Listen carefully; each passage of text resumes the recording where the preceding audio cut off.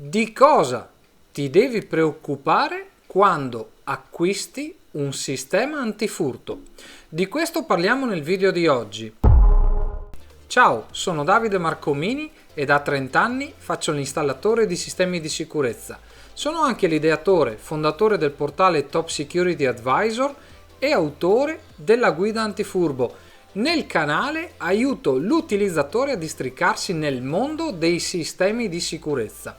Nel video di oggi, come dicevo, vorrei parlare della preoccupazione principale che deve avere l'utente, quindi l'utilizzatore, l'acquirente in questo caso, prima di acquistare un sistema di allarme intrusione o antifurto che dir si voglia.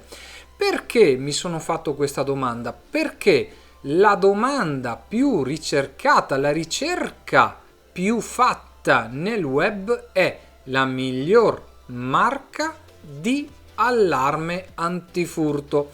Ecco, e io invece vorrei cercare di sfatare questo mito della marca. Perché? Perché la marca è sì importante, ma se parliamo di marca parliamo innanzitutto di quale marca. Dovremmo essere degli esperti per stabilire che, ad esempio, la marca della centrale va bene quella, la marca dei sensori va bene quell'altra, la marca della sirena va bene invece un'altra ancora e via dicendo. E non lo siamo.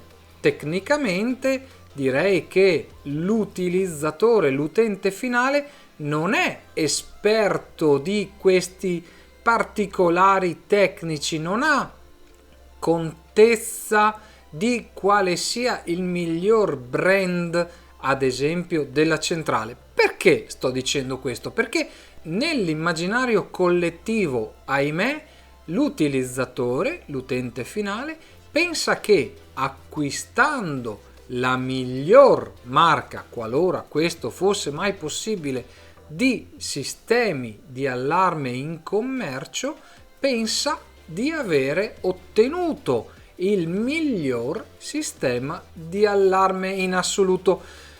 E non è così, ma andiamo a vedere perché non è così. Innanzitutto perché dipende da come viene installato, da quali particolari accessori vengono utilizzati, ma soprattutto, e questo per me assume un'importanza di assoluta rilevanza, dipende dalle tecnologie di rilevazione che vengono utilizzate.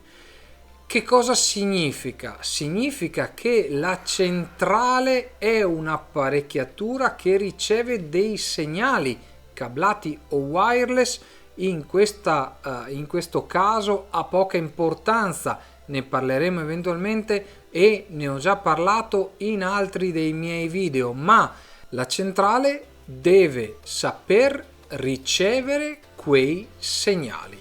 Ma chi manda quei segnali? Che tipo di segnale viene mandato alla centrale? Se parliamo di un rilevatore wireless, chiaramente è un segnale via radio.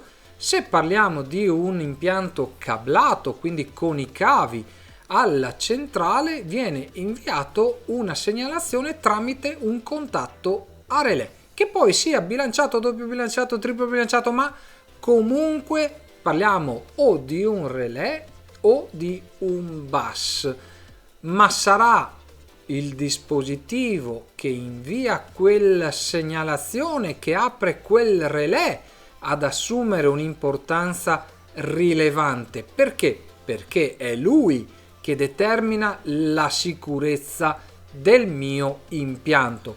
Quindi, se andrò ad installare un rilevatore facilmente eludibile, anche se ho installato la centrale top dei top in assoluto, otterrò un impianto facilmente eludibile. Diversamente, se ho installato una barriera microonde di ultima generazione digitale che non mi permette l'elusione, a prescindere dalla centrale che avrò, io ho ottenuto un impianto più sicuro, almeno rispetto al primo esempio che ho fatto. Ecco, quindi dobbiamo in un certo qual modo dimenticarci, no, delle marche, perché deve essere l'installatore a consigliarmi la miglior marca in base alle proprie esperienze. Di questo ho parlato sicuramente in altri video, piuttosto che fossilizzarci sulla marca e magari poi vengono installati dei dispositivi che non mi garantiscono una sicurezza minima.